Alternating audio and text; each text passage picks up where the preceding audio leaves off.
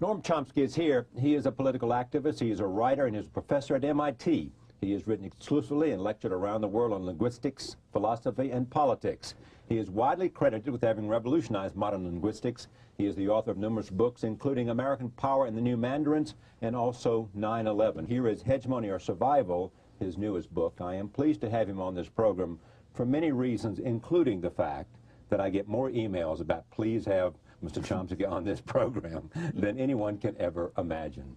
How do you explain this phenomenal connection between you and certainly an audience of people who are user-friendly with the internet?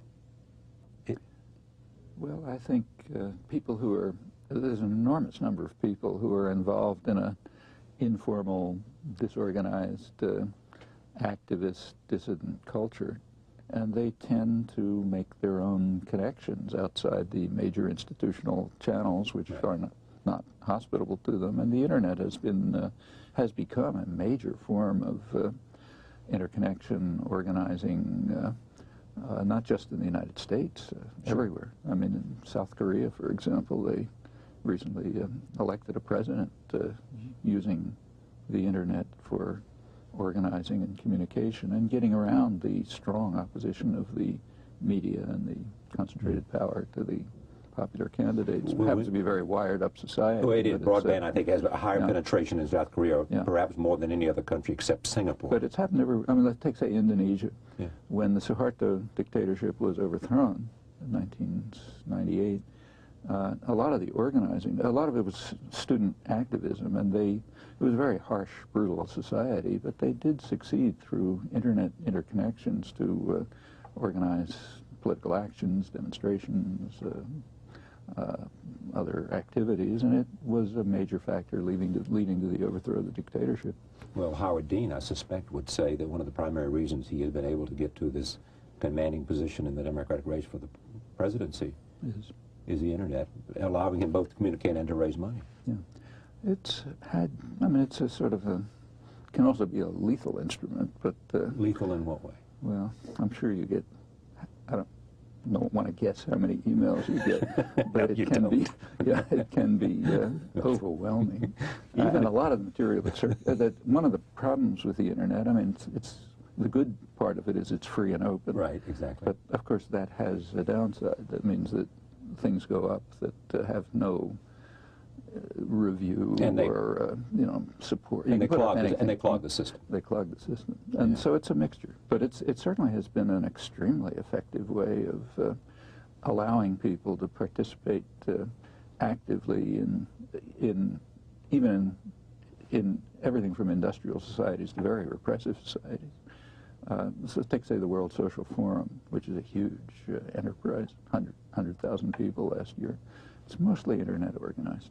There's just no other means of intercommunication among highly diverse people. Most of them are somewhat, you know, out of the power centers in their own societies, and this provides them a means of organizing, exchanging information, interaction. It gives them access to a far wider range of sources of information and analysis than they would get by, you know, picking up the newspapers at the newsstand, and that has major effect. Do you think regimes around the world ought to be frightened of the possibilities of the internet? I'm sure they are, including our own government. Since the internet was, like most modern technology, it came out of the state system. Right. We have a lot of the economy relies on a dynamic state sector. The internet was developed in the Pentagon or somewhere. Well, it was actually places like MIT, but it came out of Pentagon funding and the Advanced Research Project Agency, the Pentagon, about in the early 60s. Right. And it remained inside the state system until the mid-90s. I think 1995 it was privatized. And since then, it's changed. I mean, before that, it was considered, in fact, it was called usually an information highway. After that, it's mostly called e-commerce. Right. And the character of it changed. But there has been a lot of concern in power centers all over the world that it's just too free and open. And the question is, how can you shape it and modify it so as to lead people in preferred directions, you know, away from say, organizing the World Social Forum. Yeah, exactly. But what, for example, are the Chinese doing about it? Do you know? In China, I think internet access is quite restricted. That's what I thought. And highly censored. I don't know how much even limited access there is, but it's a very hard medium to control. Exactly. You know, when people have access, they can do all sorts of things. So the means of controlling it that are being considered, as far as I understand, are mostly trying to lead people in particular directions. So that when you enter an internet portal, you know, you'll be sort of drawn off this way, drawn here, rather that way, okay. And therefore you'll have the rather than opening up, it'll take you somewhere. And the idea is you'll have to use, you know, energy and initiative and commitment and know what you're looking for if you want to go in the directions less preferred by power centers, which is, it's a terrain of struggle right now. There's a lot of pressure from popular and activist groups to leave it entirely open, not controlled. If this would be your last day on Earth. It's not that far from it. Well, you're what, 75? Yeah. Would you like what's said about you to be your political arguments or your contribution to the theory of linguistics?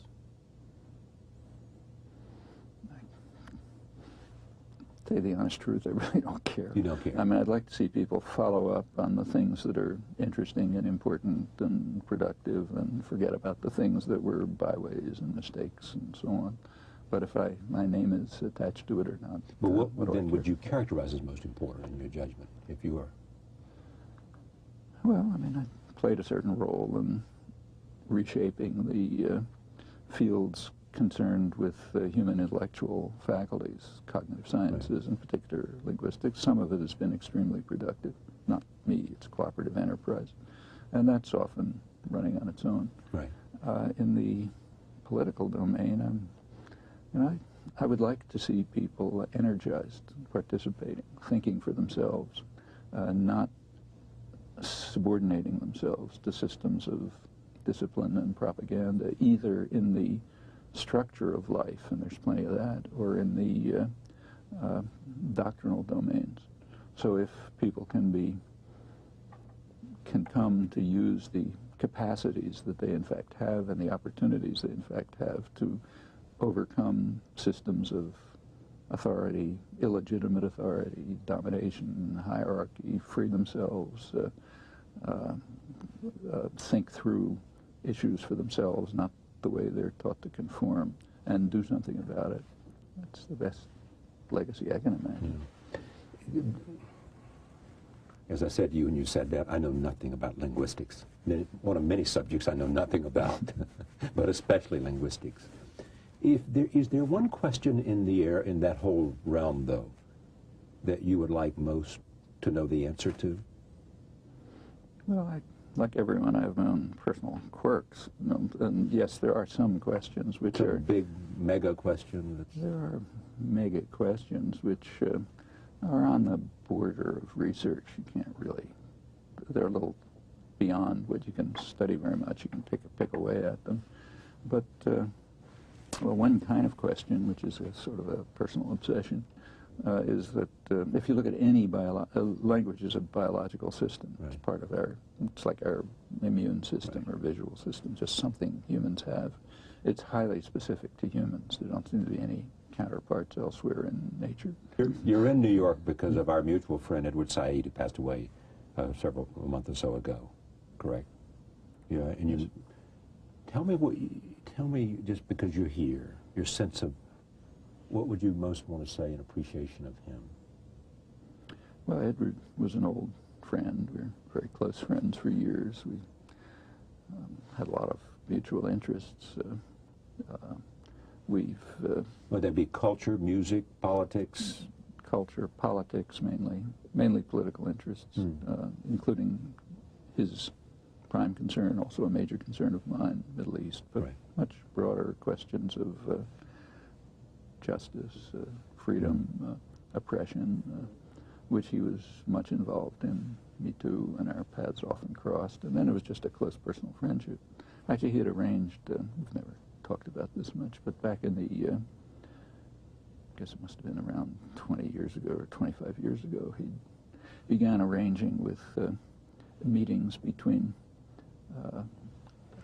high officials in the Palestine Liberation Organization when they were visiting New York, meetings with friends of his who were sympathetic to the Palestinians, critical of the PLO, to see if there could be some constructive discussion to suggest ways in which they could change what they're doing to achieve results which would make more sense for the people involved. And I was involved in some of those meetings. Anything come out of it?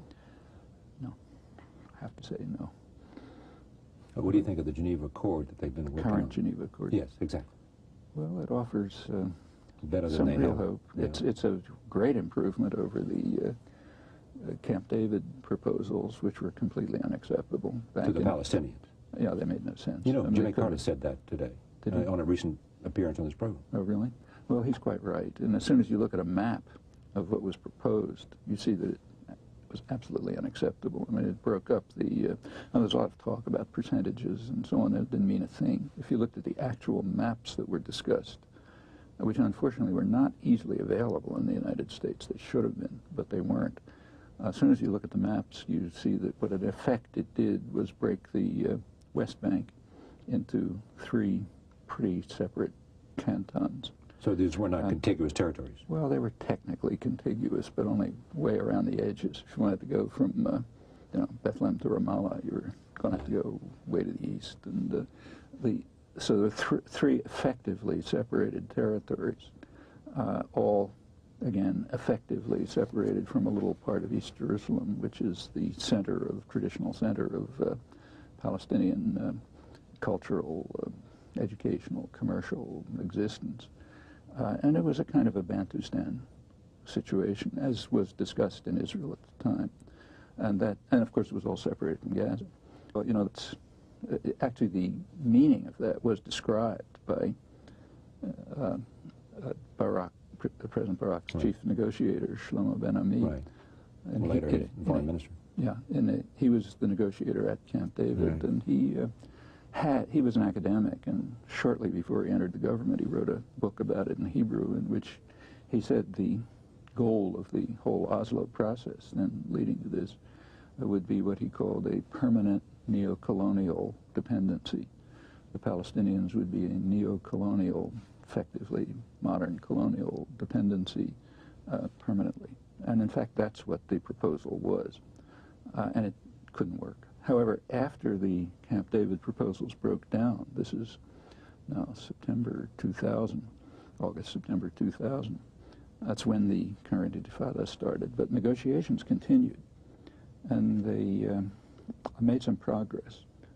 In January 2001, there were meetings in Taba, which led to informal meetings, but with fairly high-level people on both sides.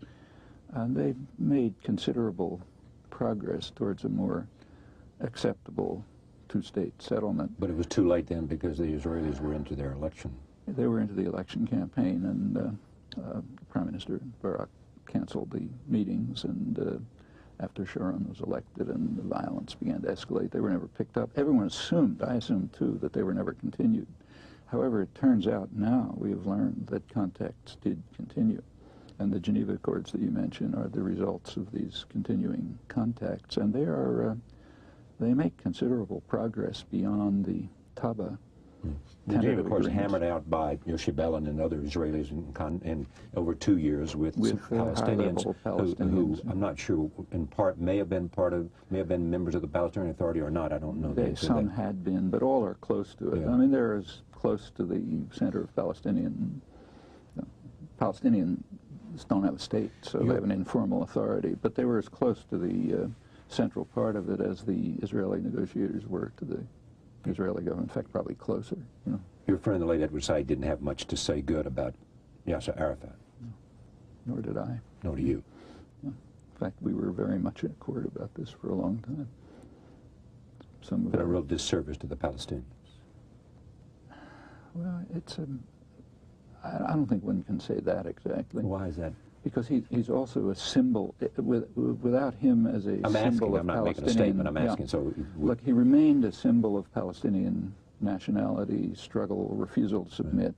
Right. That's important. Right. I mean, whatever you may think of him personally, just serving the role of enabling people to resist harsh oppression, probable destruction, which was the goal. That's significant, whatever you think about his particular decisions and choices. And of those, they're a mixture. So I wouldn't, I mean, I was always harshly critical. You look at what I wrote back in the 60s, it was critical. Nevertheless, there's a strain which was on the right track. So in the mid-1970s, Arafat did recognize that the settlement would have to be a two-state political settlement. There was a Security Council resolution debated in January 1976, which was supported by the PLO. They publicly supported it, which called for a two-state settlement on the international border with full recognition of Israel's rights to peace and security and so on and so forth. That was a good resolution. Unfortunately, the U.S. vetoed it. And then there was a process for a number of years in which Arafat, in his complicated way, of which there's much to criticize, nevertheless, one theme that ran through it was trying to press for such a settlement. The reason Israel invaded Lebanon in 1982 was to try to prevent these efforts at diplomacy to continue. In fact, they said so publicly. It was an invasion to secure the West Bank. The invasion of Lebanon. Yeah, which is where the Palestinian PLO was sort of based. Right. And they wanted to destroy it was called, by the High Command, in fact, a war for the West Bank. We have to stop the negotiations and the diplomacy, which was becoming an embarrassment. And let's get back to terror. They're happier with that. And this continued for some years. And it's a sort of a mixture of corruption, terror, violence, bad judgment, and a continuing drive towards what has to be, what almost the entire world recognized must be some kind of political settlement roughly along the international border with two states side by side. Roughly along the 63 borders. 67 borders, roughly, with some modifications. Yeah. How do you... Actually, I should add, and we should be willing to recognize this, the main reason this has not taken place is that the U.S. has blocked it for 30 years, unilaterally. How so? Well, as I said, it vetoed the 1976 resolution. Right. It vetoed another Security Council resolution in 1980. It has, at the behest of the Israelis or independently? No, well, we could argue about exactly why, right. But it did it. Israel didn't like it, but they could never have blocked it if the U.S. hadn't backed it. Mm-hmm. Meanwhile, much more importantly, the U.S. provided the means, the diplomatic, military, and economic support, which enabled Israel to continue slowly integrating the territories effectively within Israel. The big settlement programs, the infrastructure programs, and they can't do it without U.S. support, and that's true right this minute. They could not? They can't do it without U.S. support, and they know it. U.S. support in terms of in the international community, or U.S. support at the UN, for example? Every level. In other words, you're suggesting that without the U.S., the overlooming possible veto at the Security Council or in some other way, that there would be some kind of what? No, they would be blocked. Some kind of they need the economic some support. kind of Arab reaction militarily without the U.S. They can't stand. No small country can stand alone against a unified international community. It's just impossible. There are all kinds of ways of stopping them, and they need the economic support and the military support. That's a nice segue to Iraq, but I want to come back to other things. Well, and Israel has become. Actually, it goes back before 1976. In 1971. That's where the real split between the United States and the world begins on this. In 1971, the president of Egypt, new president of Egypt, President Sadat, offered Israel a full peace treaty in return for withdrawal from Egyptian territory. Said nothing about the West Bank, nothing about the Palestinians. A full peace treaty incorporating the main UN resolution 242, so the right to live in peace and security and so on and so forth. Right. Everything, nothing about the refugees, just in return for withdrawal from Egyptian territory. Israel discussed it. They knew that it was a possible, we have internal records and others. Actually, Yossi Beilin wrote his doctoral dissertation was in Hebrew about revealing a lot of the records and cabinet records and other discussions about this. But it was also in the public record. Now, they had discussed the question, should they accept it? Now, they had a choice, and it was a fateful choice. The choice was to accept peace with Egypt. It's the main military force, which would essentially end the military conflict. There were no other major Arab military forces. So accept peace with Egypt, still retain control of the occupied territories, have to do something about it. Because it wasn't on the table. Wasn't on the table. And integrate themselves somehow into the region. That was one choice. The other choice was to insist on expansion. And the crucial expansion at that time was not the West Bank. It was northeastern Sinai, Egyptian territory. They wanted to expand into northeastern Sinai. And there were big developments there, driving Bedouins out of their homes. And they were building a city, in fact, an old Jewish city in northeastern Sinai. That was a choice. That, if they made the second choice, as they did, that entailed dependency on the United States, because there was going to be a situation of permanent conflict. And that was the choice that was made. I think it was a very bad mistake. But my impression was, my impression was that in fact, when we had the agreement between Egypt... 1978. Yeah, well, 7 years later. Essentially, the agreement was that the Israelis withdrew, and in fact, Ariel Sharon came in and cleaned up the settlements. Well, no, in northeastern Sinai. Right. Yeah, but am I right about that or wrong? That's correct. Okay. Yeah. But that's only half the story. By 1977, what happened in 71 is the offer was made. Israel rejected it. The crucial question is, what would the United States do? Well, there was an internal debate in the United States, and it was won by Henry Kissinger, whose view was, as he described it, that we should keep to what he called stalemate, meaning no negotiations, just force. Kissinger was opposed to an agreement in 1971 between Egypt and Israel, yes, which would have led to the withdrawal from the Sinai. Exactly. Egypt would once again now, the reason have the Sinai, and there'd be a diplomatic relation between the two countries. Yes, and that decided the matter. Which, the way the U.S. goes sort of determines what happens. It's just overwhelmingly powerful. Now, when that led to a war, Sadat kept... 73. Yes, he kept saying, look, if you don't withdraw from the Sinai, there's going to be a war. Nobody believed him. Nobody took it seriously. When the war did come in 73, and it was a huge shock. It was a close thing for Israel. Actually, the U.S. ended up with a nuclear alert. Exactly. At that point, Kissinger recognized that that Egypt isn't a basket case. You can't just dismiss it. Then he began his shuttle diplomacy, and it goes on up to Camp David, finally 78, 79.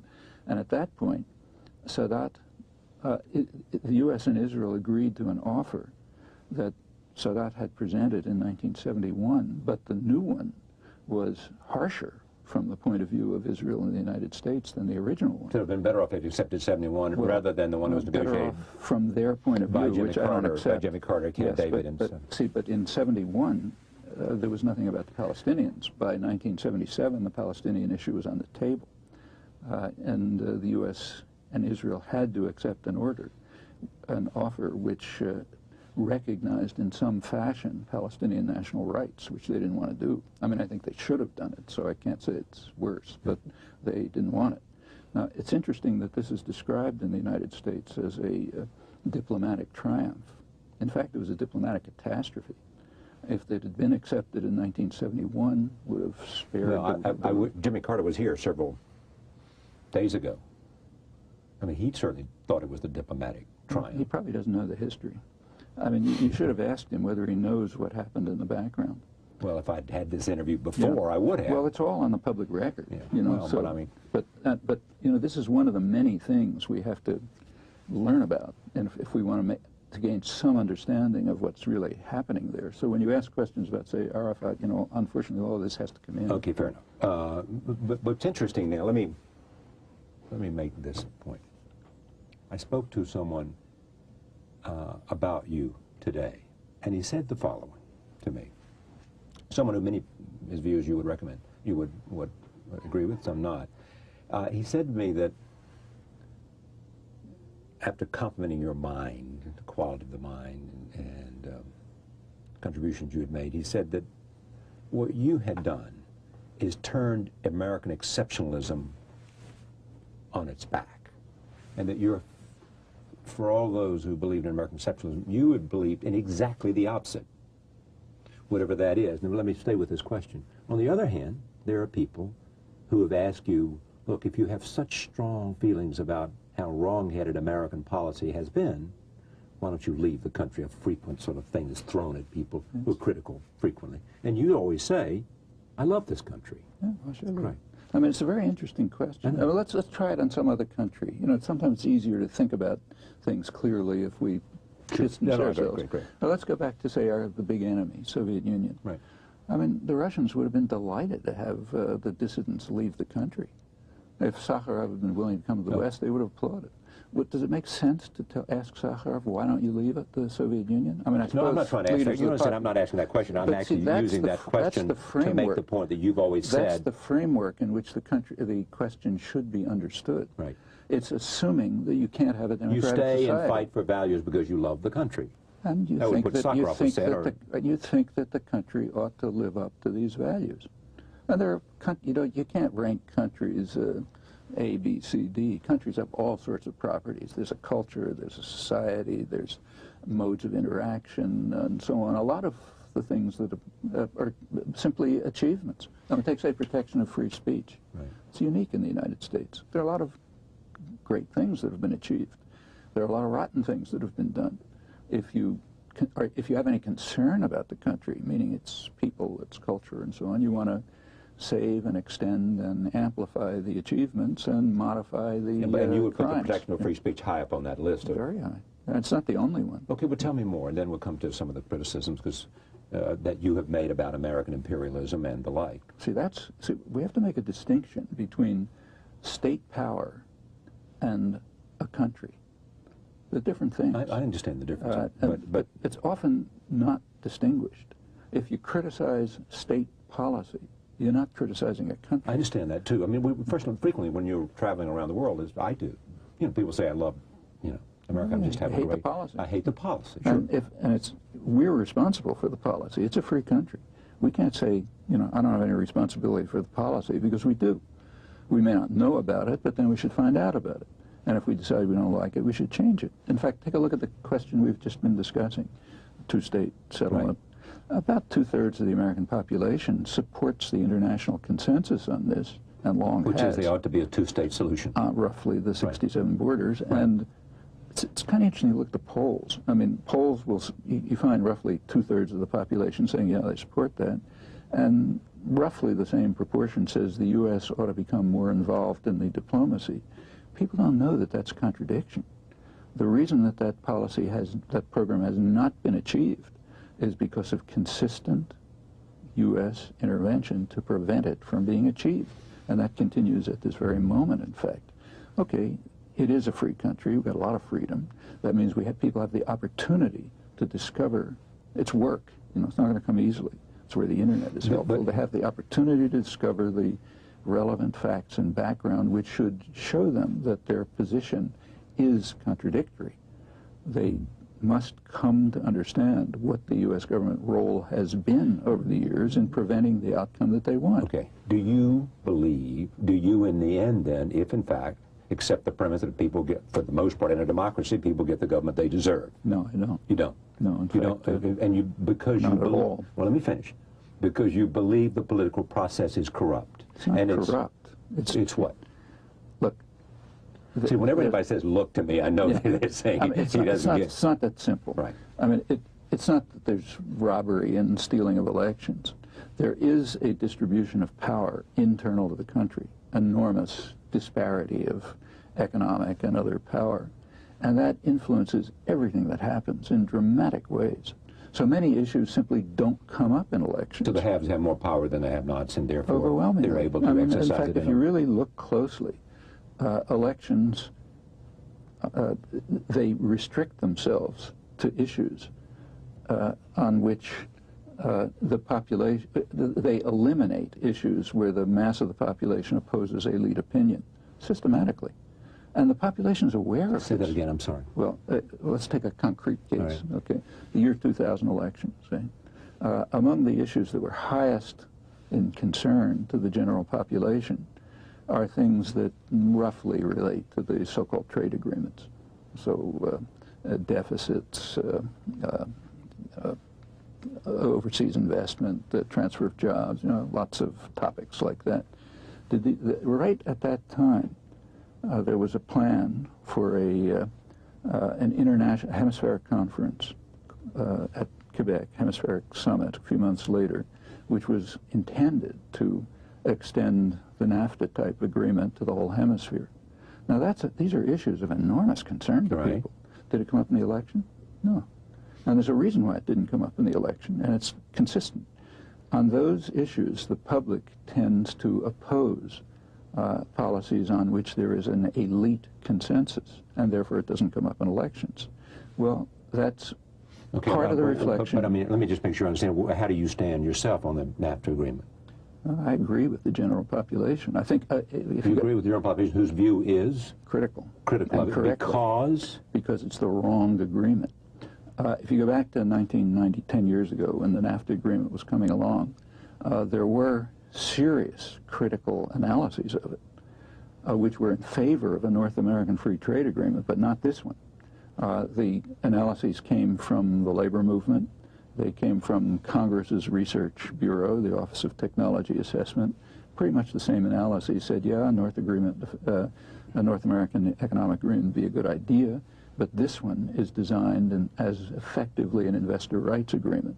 It privileges rights of investors and lenders, and it marginalizes the rights of people. And were you worried about the loss of jobs and those kinds of issues that became a political football? The unions essentially were opposed to it. That's the story, but it's not true. Not true. In other words, you're saying that then they misled us when they made that argument? No, the unions did not make They never made an argument that we were opposed because of jobs. They mentioned that, but the labor movement had an official position. It was produced by the Labor Advisory Council, a long, detailed analysis, and it was a very sensible position. It was never given, it never entered the media discussion.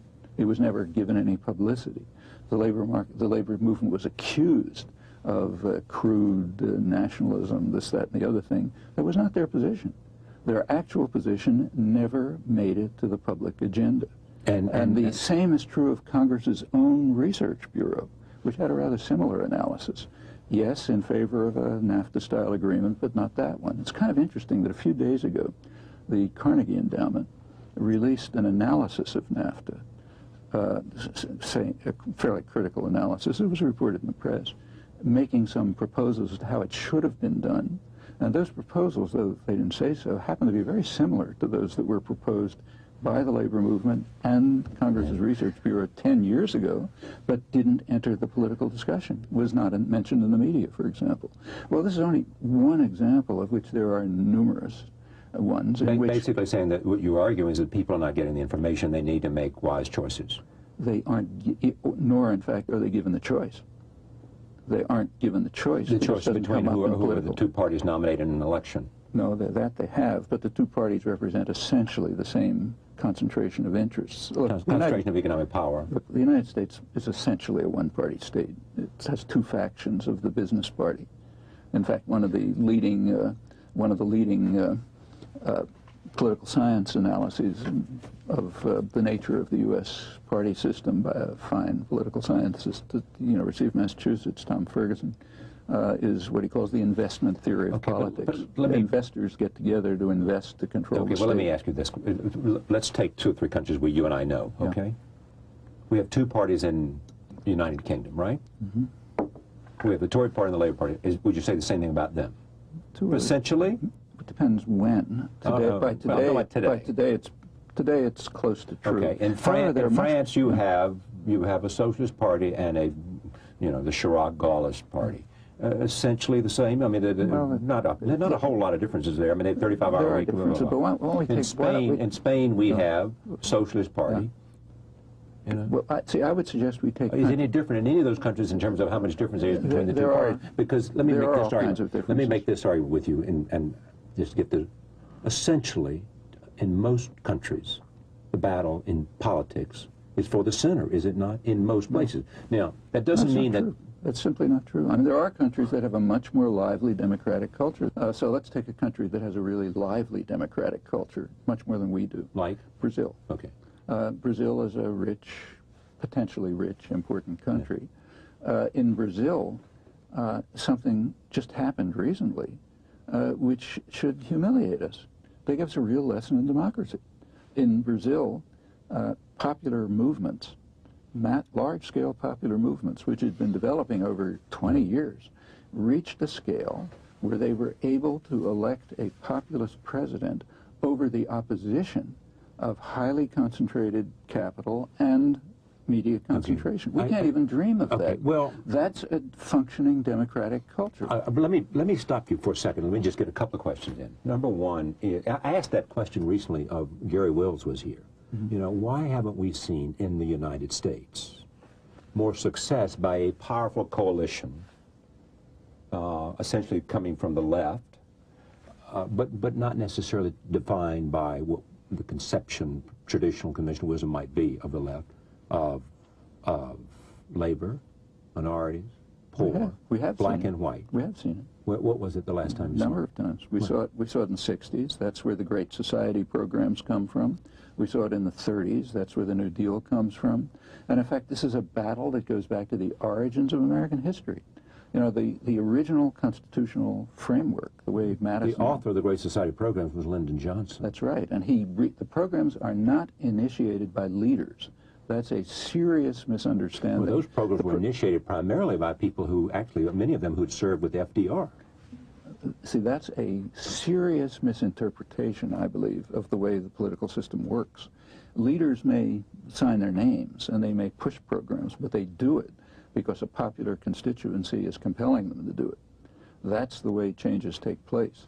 I mean, if there's a large-scale popular movement and there are pressures, there'll be somebody who'll say, I'm your leader, I'll sign it. But since you've made the Great Society... And what happened in the programs that came out of the so-called Great Society were the result of popular ferment and activism and changes that were taking place, significant changes that were taking place in the 1960s, which very much democratized the society. And it led to these programs. Since then, there's been an enormous counterattack from business sectors trying to beat it back. And that's the course of history.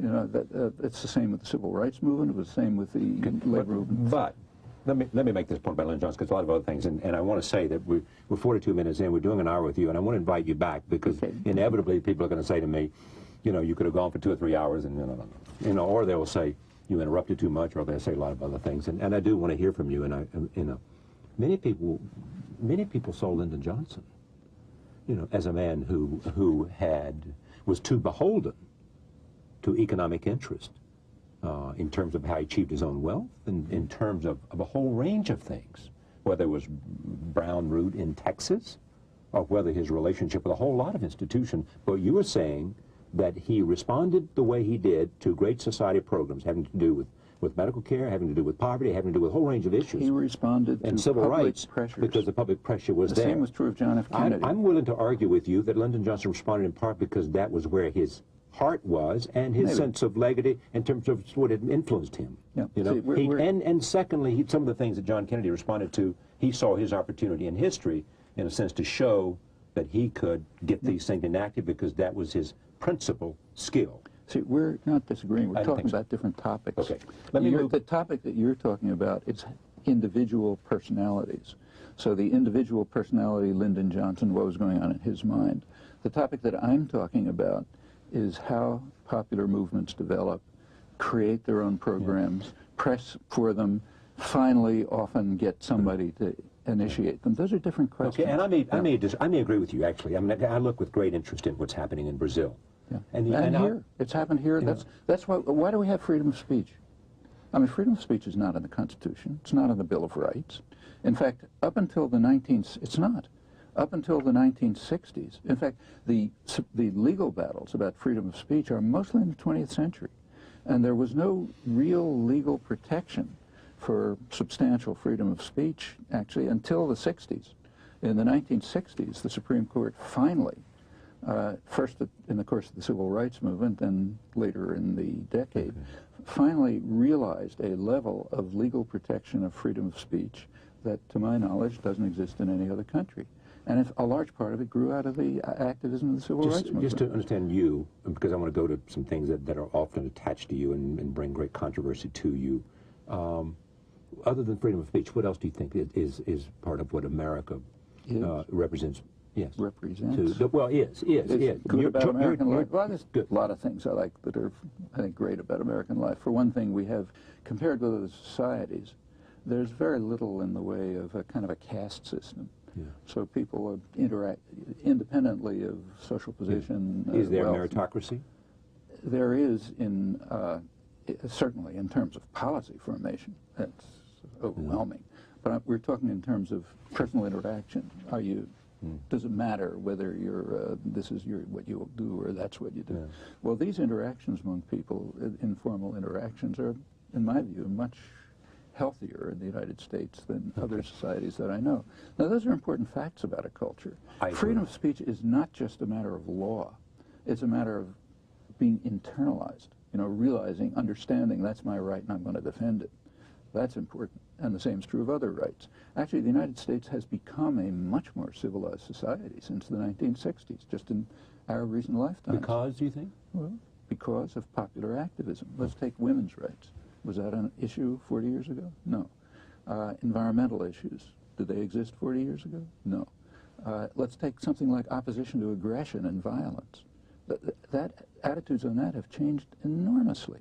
I mean, when John F. Kennedy attacked South Vietnam, as he did in 1962, direct attack. You mean his assassination of Jim, or what? No. When the U.S. Air Force first sent their supporters? See, I mean, there was so little opposition to this that no one even knows what happened. But if you look back at the record, the historical and documentary record, it's not controversial. Yeah. In 1962, Kennedy sent the U.S. Air Force to start bombing South Vietnam.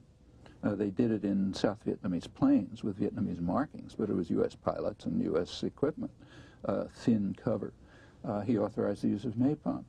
He started the crop destruction programs to keep food from the indigenous rebels. Wait a minute, he started driving millions of...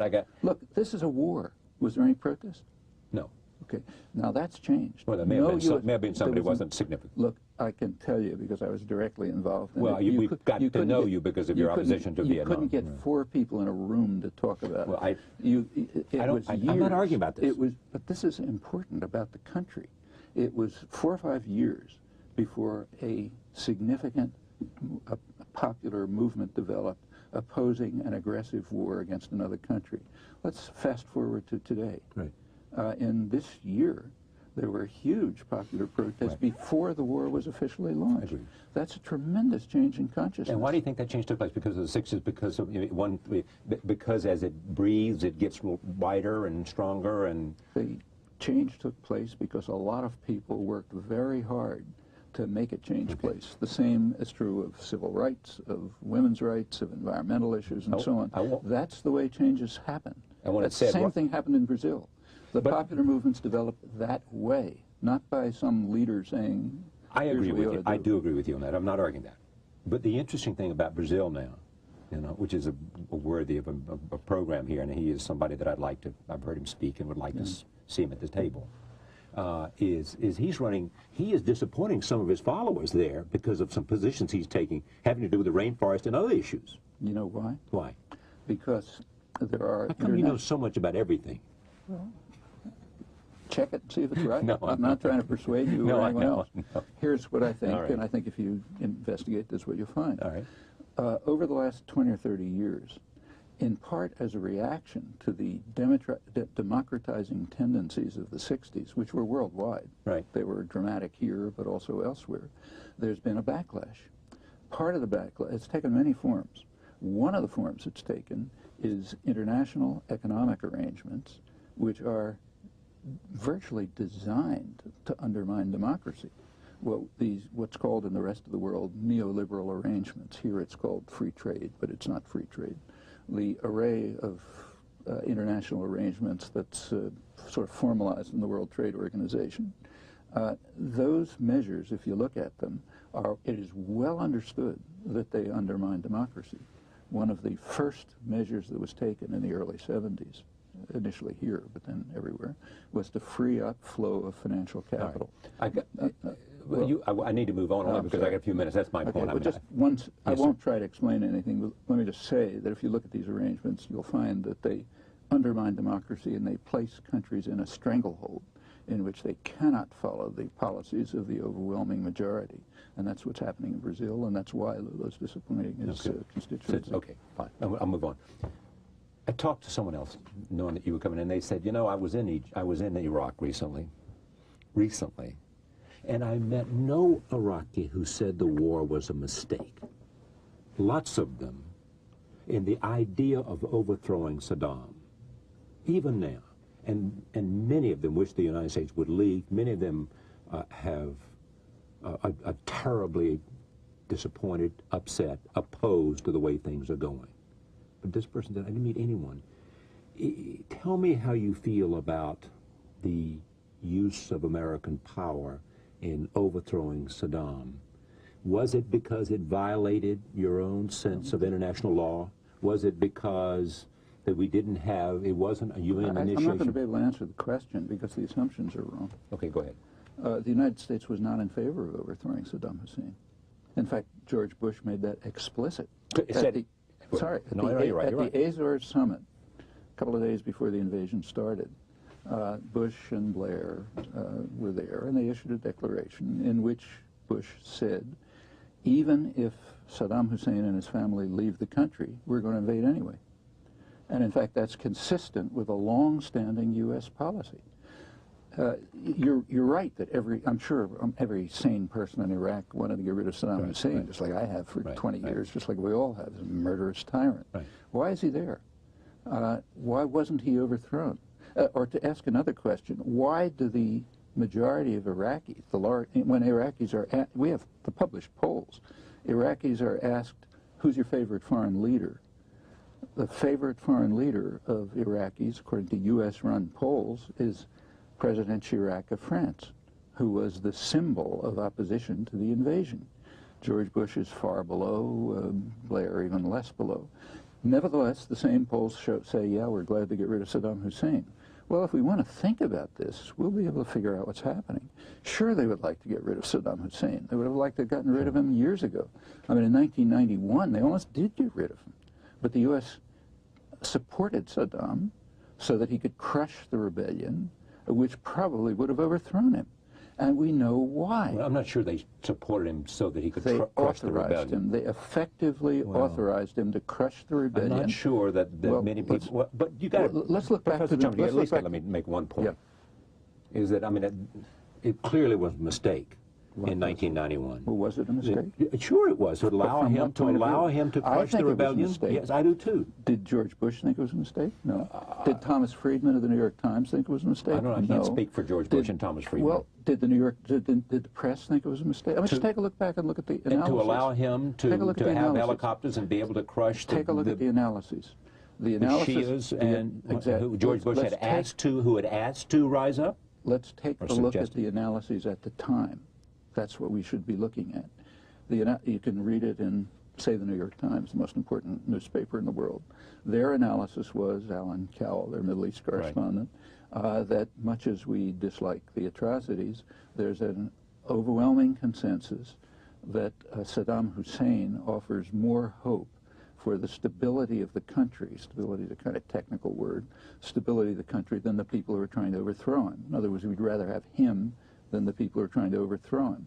Thomas Friedman, Thomas Friedman, who was the chief diplomatic correspondent, wrote, the best possible solution for the best possible world for the United States would be an iron-fisted military junta ruling Iraq the same way Saddam Hussein did much to the satisfaction. Well, I'm sure. I know Mr. Friedman, and I am sure he did not mean using the torture and using the technique. Yes. Then why did he say it? Well, but he may very well have believed that they may very well. He may very well. First of all, I'm leery of speaking for anyone like this, right, of George Bush or Tom Friedman. But he may very well have meant that Iraq, because of whatever fears he had, that it would break up the Balkanization of Iraq, and therefore it needed a Tito-like figure. Let's say he may have meant that. Let's say you're right, but then see, that means that from the point of view of U.S. policymakers and U.S. commentators, it wasn't a mistake.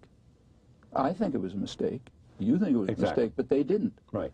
The analysts and the policymakers thought it was right. Well, they preferred.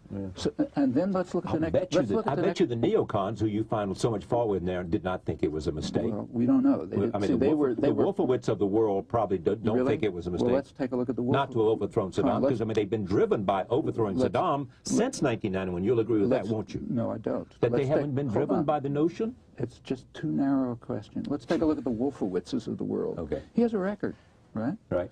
His record is, for example, strong support of General Suharto, who is certainly when he served in Indonesia. And afterwards, up until 1997, a couple of months before Suharto was overthrown, he was still praising him. Suharto was a mass murderer, probably worse than Saddam Hussein. He came into power killing a couple 100,000 people. He ran a regime of vicious torture and oppression. He invaded East Timor, practically destroyed it. His torture and massacres were going on right to the end of his rule.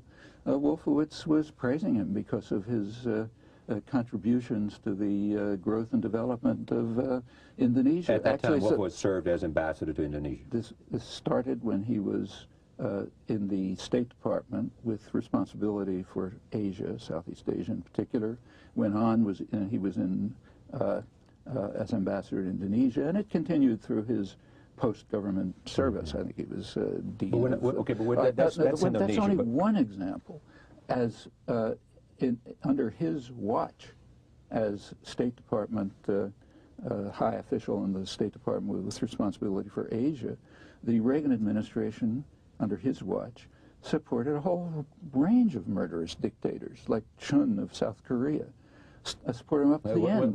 Okay, I'm not sure. I remember Chun, and I'm not sure when he came in and when he didn't have. But I mean, there were a whole series of American administrations, which is your point exactly. A whole series of American administrations supported a whole series of leaders in South Korea.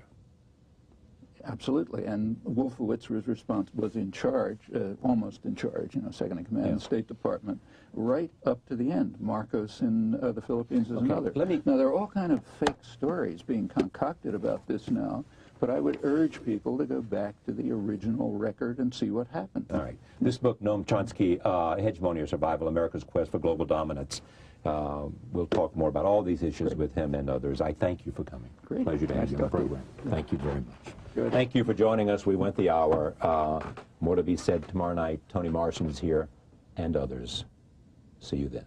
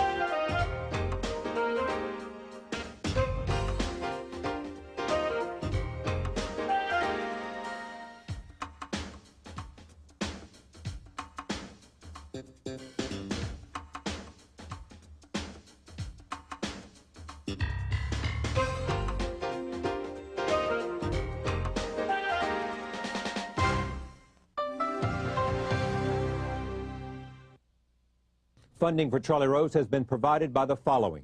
The Coca-Cola Mexico Foundation built school shelters where children from remote villages stay during the week. cutting their commute to school from 6 hours to 60 seconds, satisfying a thirst for education. The Coca-Cola Company. Additional funding for Charlie Rose was also provided by these funders.